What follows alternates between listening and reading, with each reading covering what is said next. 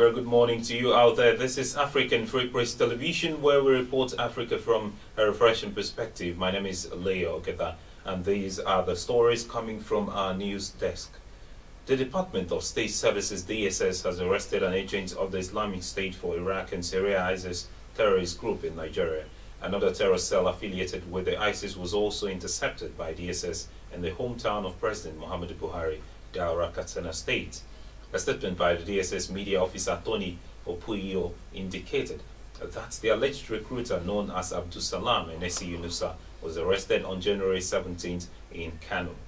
But beyond Yunusa and 3 recruits, the suspects revealed the ISIS cell in West Africa and how they have been entrenched with arms and agents all over the sub-region.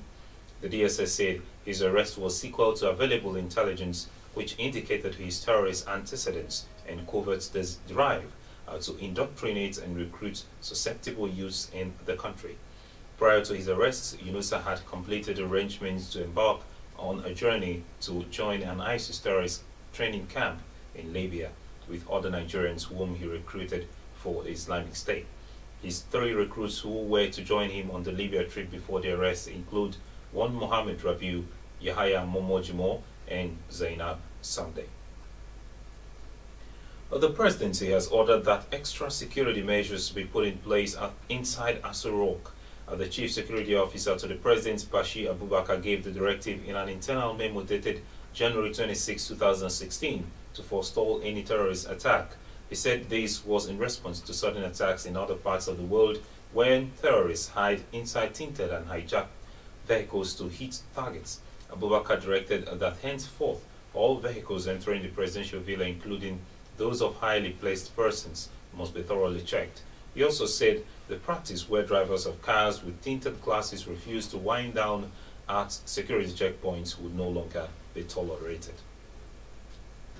And sadly, the paternal grandmother of Oni Adeyeye Eniton Ogunwusi, the Ojaja II, Olori Mariani Adeyemi Ogunwusi, has died at the age of 104.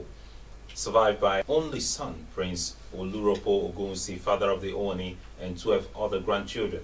Olori Mariani died at exactly 4:30 a.m. in a house in Ile-Ife.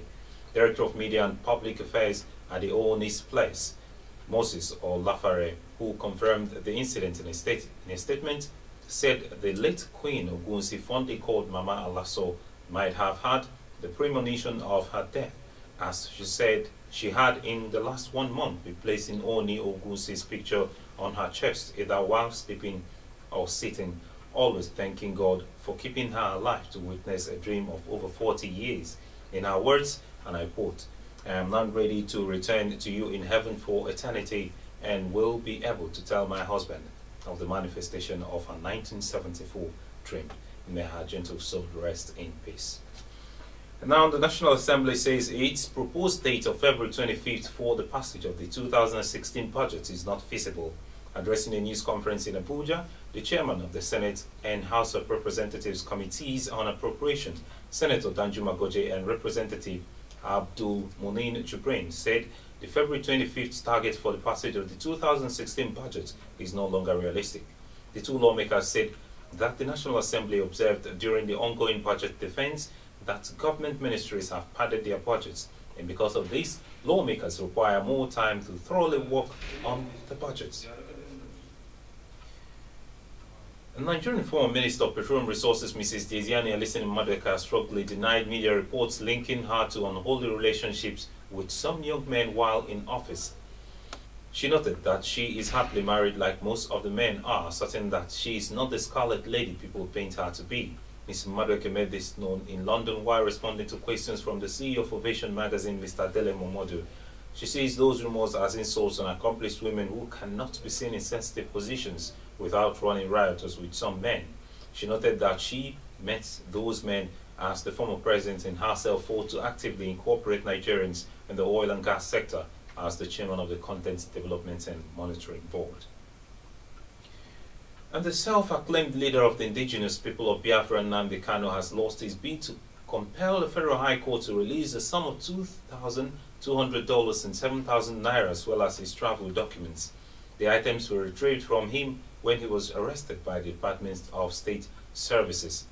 Mr. Kanu, through his lawyer, Mr. Chris Moma, had told the court that the said items did not form part of the evidence listed by the prosecution as evidence in the case. Trial Judge Justice James Soho declined the request on the ground that it was not filed at the appropriate time in the case, and the prosecution is at liberty to determine and use whatsoever evidence it wants to use to prove its case. And the German government has expressed determination to strengthen its relationship with the government of Lagos State in southwest Nigeria. The president of Germany, Joachim Gauck, made the disclosure on Tuesday while he was being received by the Lagos State Governor Akinwumi Ambode, his wife, the Deputy Governor, as well as the Speaker of Lagos State House of Assembly at the Government House in Ikeja. President Gauck, who was visiting Nigeria and West Africa for the first time, said that he recognized Lagos as the center of business activities and critical developments in Nigeria and sub-Saharan region. And on the foreign scene, United Nations say at least 40,000 people are being starved to death in South Sudan war zones on the brink of famine. The figures released in a UN report on Monday described some of the worst conditions yet in more than 2 years of a civil war marked by atrocities and accusations of war crimes, including the blockading of food supplies. The UN said conditions are escalating, with already over 2.8 million people needing aid, almost a quarter of the country. And these are the stories coming from our news desk this morning from African Free Press Television. For more, please do log on to our website at www.africanfreepress.com. Follow us on Twitter at African Free Press. Like our Facebook page at africanfreepress.com. Join us in our discussions on various interesting topics at African Free Press Forum and subscribe to our YouTube channel at African Free Press. My name is Leo Oketa. Do have a very good day.